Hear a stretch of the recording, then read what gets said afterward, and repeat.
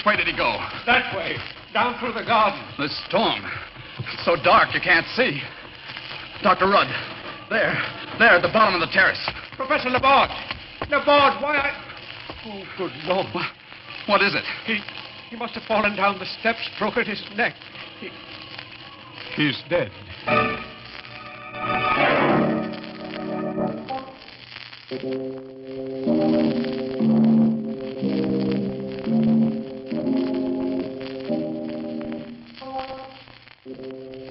Midnight, the witching hour, when the night is darkest, our fears the strongest, and our strength at its lowest ebb. Midnight, when the graves gape open and death strikes. How? You'll learn the answer in just a minute in The Kabala.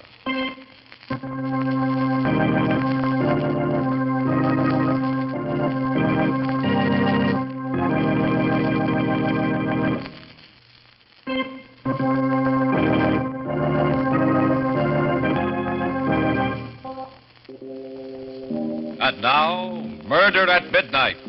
Tales of mystery and terror by radio's masters of the macabre. Our story by Robert Newman is The Kabala.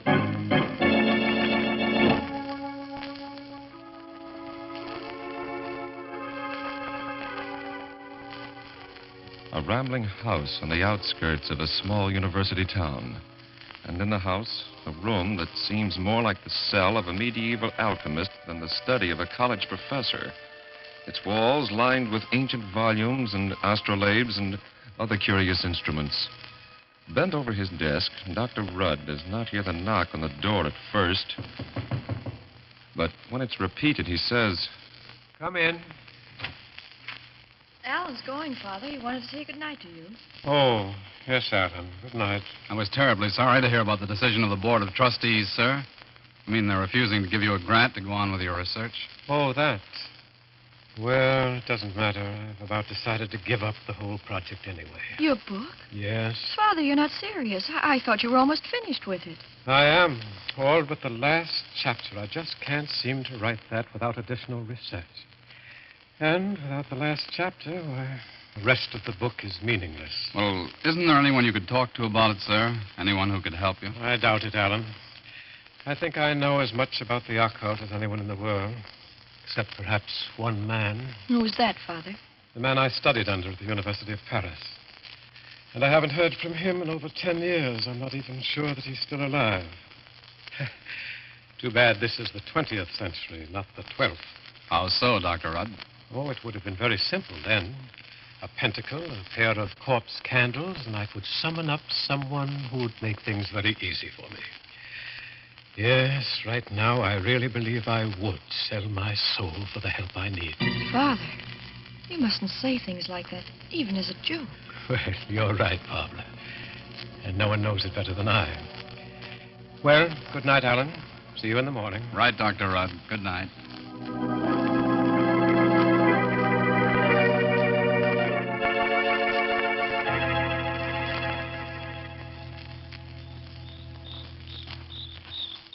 I'll walk you down to the road, Alan. Oh, fine, dear. Pretty depressed, isn't he? Father? Yes.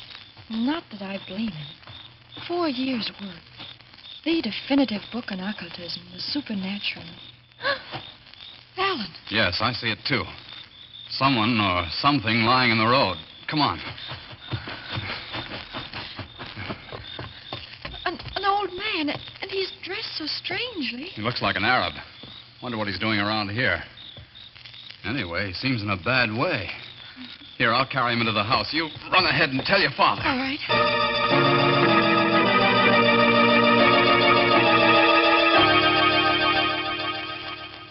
In here, Alan, in my study. All right. They put him on the couch. What's wrong with him? Well, it's hard to say, but I think it's just exhaustion. Oh, his pulse is very weak. Barbara, call Dr. Stevens. Of course, Father. He's opening his eyes. Where? What is this place? Now, it's all right. You're among friends. We're sending for a doctor. A doctor? You're kind, but it's too late. Allah stretches his hand out for me. Nonsense. All you need is some food, rest. I'm dying. But if you are indeed friends, one last request. Will you grant it? If we possibly can. I am a Hajj, a Sufi. I come of a long, ancient line. Will you see that I get proper burial? Oh, yes, of course. I have no gold, money, but... He's fainting. Loosen his robe, Alan. Right. Say, he's got something hidden here. A parchment scroll. The Kabbalah. You've taken the Kabbalah. It's all right. No, you must not. It's accursed. Into the fire. Destroy it. If you use it... Father. Yes. Yes, he's dead. May his soul rest in peace.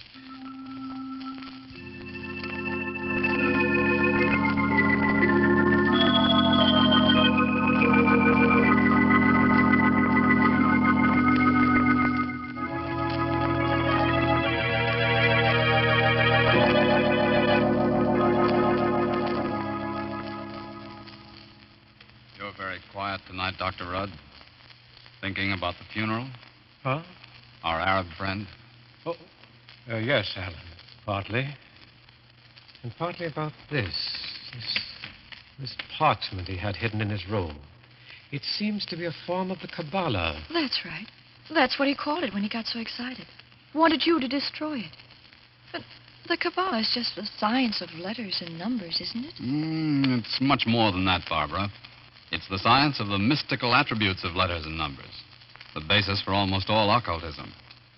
But this system is different from any I ever saw before. Different? How? Well, this particular system tells how a question can be written out, the letters changed into numbers and manipulated. When the numbers are changed back into letters, they will answer the question. Listen, Professor, what do you say we try it? Try it? Sure. Of course, it's a lot of nonsense, but, well, why not? Oh, well, all right.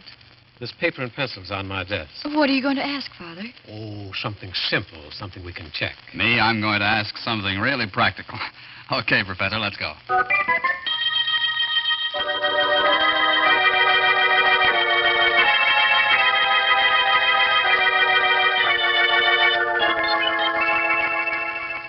How are you coming, Father? Almost finished. Now, let's see. Zadek, Mem, Vav. Great Scott. What is it? Look at this. Here's my question. Will we have any visitors today? Uh-huh. And here's the answer. 2 visitors. Professor Laborde and someone else. Professor Laborde. Do you remember my telling you yesterday that there was one person in the world who could give me the help I needed to finish my book? Yes.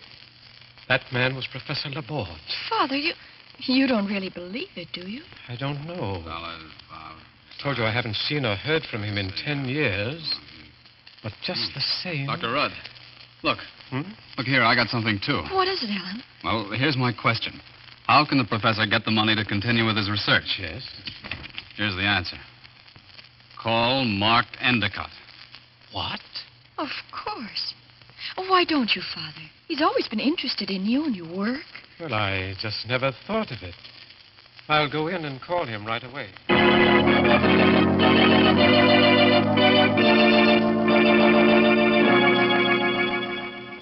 Well, Father, did you get him? Yes. Yes, it's very strange. In what way? He said that he'd been thinking about me a good deal lately, and he's driving out here this evening to see me. There. That's the answer to your question. 2 visitors. Professor Laborde and someone else. Well, he must be the someone else. You think so? Oh, of course. Somehow I don't. Well, what do you mean, sir? I don't know. Except that I don't like it.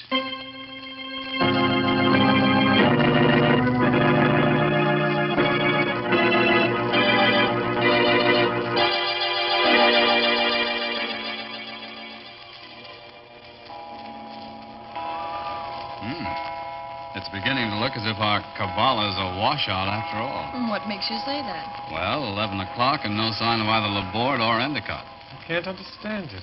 Endicott definitely said that he was driving out here and that he was leaving immediately. He probably changed his mind because of the storm. Well, it's still pretty bad out, isn't it? Yes, but it's not like him. You'd think he'd phone us and let us know. Oh, perhaps that's he now. Hello? Yes? This is Professor Rudd speaking. Who? Oh, yes. What? But that's impossible. I spoke to him only a few hours ago, and... Why, I can't believe it. You're sure? Oh, I see. Well, thank you. Thank you very much. Goodbye. Who was it, Father? That was Mark Endicott's attorney. His attorney? What did he want? Mark Endicott was killed at about 6 o'clock this afternoon. Killed? On his way here, an auto accident. His attorney called to tell me Endicott had left me a $5,000 bequest for research. What? Father, the Kabala. It said you were to call him for the money to continue your work. It didn't actually say he was coming out here. No. Wait a minute. You mean you really think I that... don't know, Alan. But I do know that if I hadn't called him, he wouldn't have started driving here in the storm. He wouldn't have had the accident and been killed. And I probably wouldn't have gotten the money. But, Father, if it's true, if it has some sort of supernatural power, then what about Professor Laborde? It did say he was coming. Oh, please, Barbara, I told you I don't know. Endicott was my friend. Now he's dead. And somehow I feel as if I... Father, the door. Yes. Yes, let's see who it is. Great Scott, Professor, if it is Laborde, do you realize what this means? Yes, Alan. If it is, why, the thing's priceless, absolutely priceless. Why, I don't... I beg your pardon. I'm sorry to trouble you, but... Come in, Professor Laborde. Come in. We've been expecting you for some time now.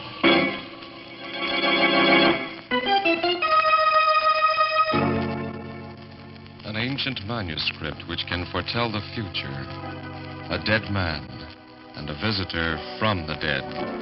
As the clock strikes 12 for murder at midnight.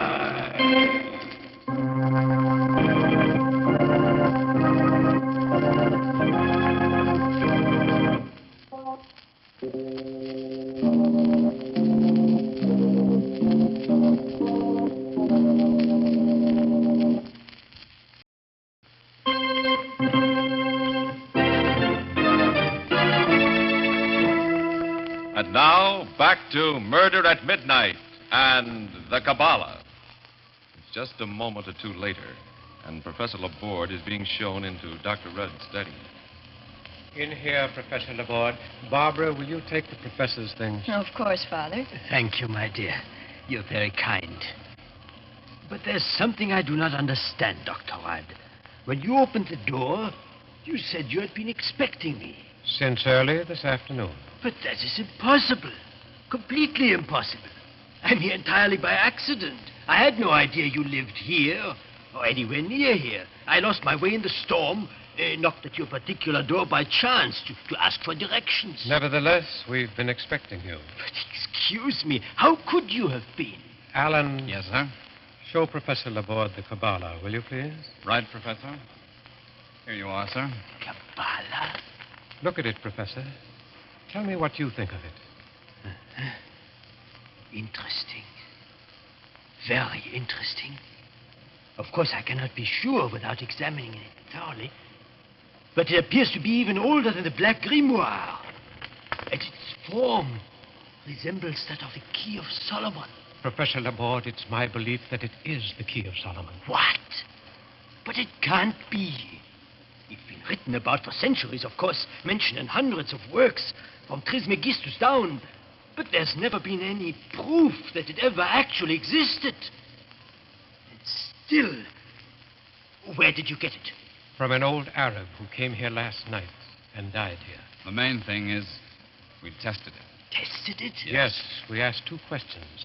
The answer to one of them prophesied your coming here, and the other Well, that came true, too. But this is beyond words. If it's true, then it's the most priceless discovery that has ever... Professor Rudd, may I try it? Use it to ask a question to? Well, I don't know, Professor Laborde.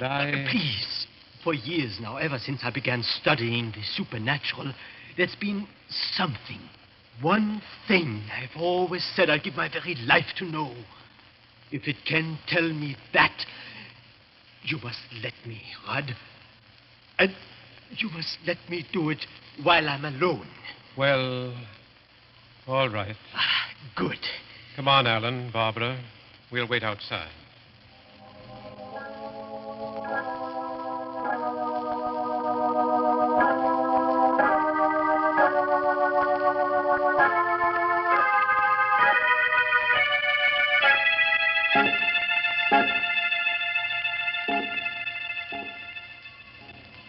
What time is it now, Professor? It's 20 hours. He's been at it for quite a while. Yes. If he doesn't call us in another minute or two, we'll go in. I'm probably being very silly, but I don't like this, any of it. Why not, Barbara? I don't know, but... What's that? Professor Laborde. Come on. Professor Laborde, what is it? What's happened?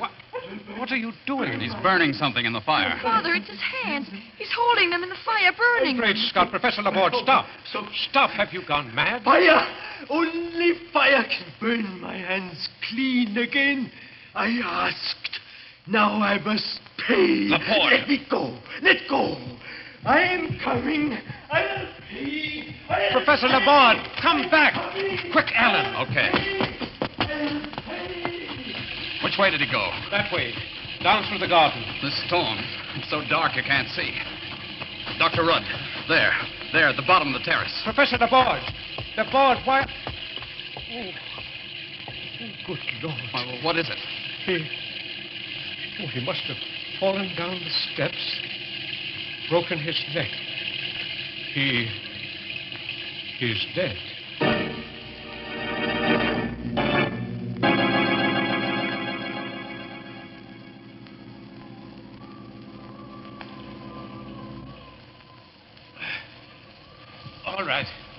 All right now, Alan. Put him down. Now, gently. Yes, sir. Father, are you sure that... Yes, Barbara, I'm sure. He's dead. But what made him do it? Go running out there that way? It must have been something to do with the Kabala. He was going to ask it a question. Yes, Alan, it has something to do with the Kabbalah. And standing there with his hands in the fire, as if he were trying to burn them clean. Father, what was the question he asked? What answer did he get? I think perhaps I can guess. The old Arab, he warned us, remember? He said it was accursed, evil. That if we used it... Wait a minute, Dr. Rudd. Laborde said he'd give his life to know the answer to that question. And now he's dead. Yes, Alan, that's what was in my mind, too. That and one more thing. Do you remember what I said just before you found the old Arab in the garden? That I'd make a pact with the devil, sell my very soul for the help I needed to finish my book? No, Father, you're not serious. You don't mean you really believe I've lived too long, my dear, seen too many strange things to disbelieve anything. If the Kabbalah is everything we think it is, if it is the key to the future, to all knowledge, if it can answer any question we put to it, then there are only two sources from which it can draw its power. One good and one evil. And you think... If God had wished us to be able to foresee the future, we should be able to foresee it. On the other hand, if it's evil, well, there's usually a penalty involved. Laborde. He said something about paying, too. Who must be paid, and how? There's only one way to find out, through the Kabbalah itself. Give it to me, Alan. No, please, no. I'm sorry, Barbara, I must. There's no need for you to stay here. Or Alan. No, Father. We'll stay. Both of us. Very well. Then, here goes.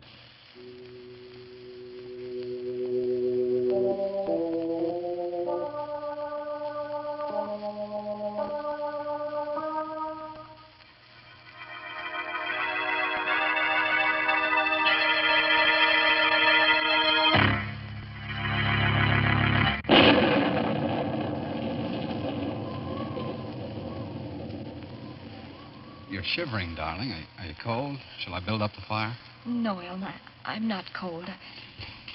What was that? It sounded like the outside door opening. Maybe I'd...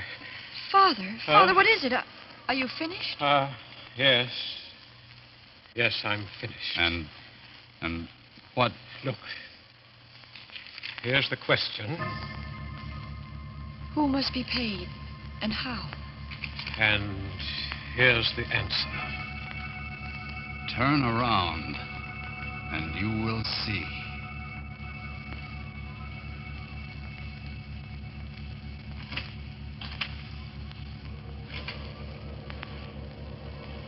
Father, the door behind us, it just opened. Yes. I don't dare turn around. You needn't. Right in front of you, there on the wall. Look. Something black, like a stain, a blot. But it's spreading, moving. Like an octopus, or like... Its shadow. It's coming toward us. What in heaven's name is it? Whatever it is, whatever happens to us, no one shall ever again be cursed as we've been cursed. The Kabala, give it to me. Father, what are you doing? What I should have done when I first saw it. Destroy it. Throw it into the fire. It's coming closer, closer. Professor, isn't there anything we can do? Anything that... Father, look. The parchment burning. There on the wall. The shadow of the andirons. In the shape of the crux ansata. The first cross. Good Lord. The shadow, it's wavering, drawing back, retreating. I'm going to turn around, see what... No, wait. Wait until... All right. Now. There's nothing there. Laborde? Dr. Laborde? Someone just came in. Who's there? Who is that? Oh, excuse me. I'm terribly sorry. I'm looking for someone. An old man with white hair and white beard. His name's... Holy smoke, there he is, Dr. Laborde. Dr. Laborde. I can't answer you. He's dead. Dead? Who are you, anyway? Well, an attendant at a private hospital in town. We've been taking care of him ever since he got to this country. Nervous breakdown. He disappeared this afternoon, and he'd been talking about you so much lately that I had a hunch he might have come out here. Talking about me? But he said he had no idea I lived here. Of course he knew. I told you he wasn't right in the head. That was one of the signs. Father, if it's true, if his mind was going, that would explain what he did. Burning his hands, running away like that. You mean the Kabbalah didn't have any occult power? What about the money from Endicott? Oh, just a coincidence. And what just happened? That shadow we saw on the wall? Well, it was only a shadow. It could have been just our imagination. Yes, Barbara, it could have been. But somehow, I don't think it was.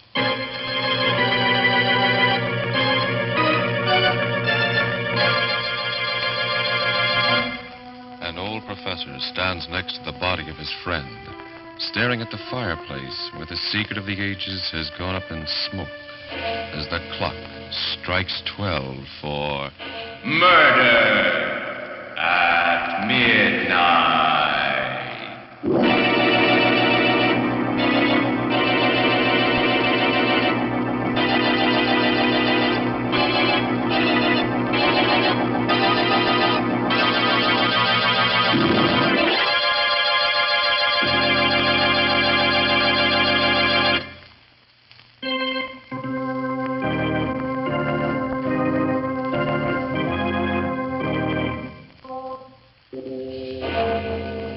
Remember to be with us again when death whispers from the darkness in an unknown tongue, and the clocks strike 12 for murder at midnight.